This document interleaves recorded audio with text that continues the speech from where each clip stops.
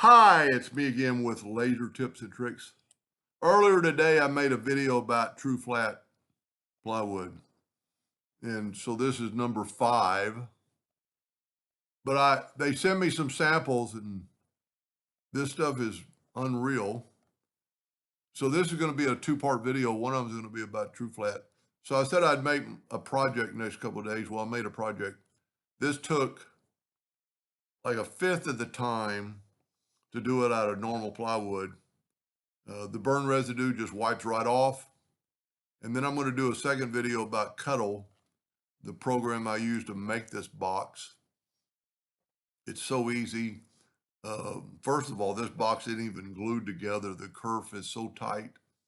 And for the TRUFLAT people, I have a 60-watt epilogue laser, and I ran it at 100 power and 5 speed to cut. I could probably do less, but 5 worked pretty good, and that's what I use on most 1/8-inch wood,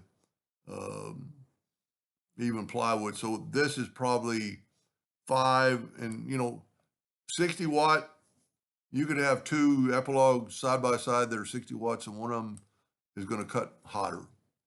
It's just the name of the game. So you're going to have to test. So what I would do is test a little hole, off the sheet, on the sheet, but between your pieces, and just test it and see what you get.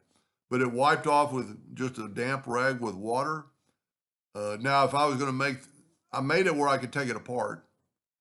And I could, well, matter of fact, I could engrave on it. I did not engrave on it because I was so anxious to make one.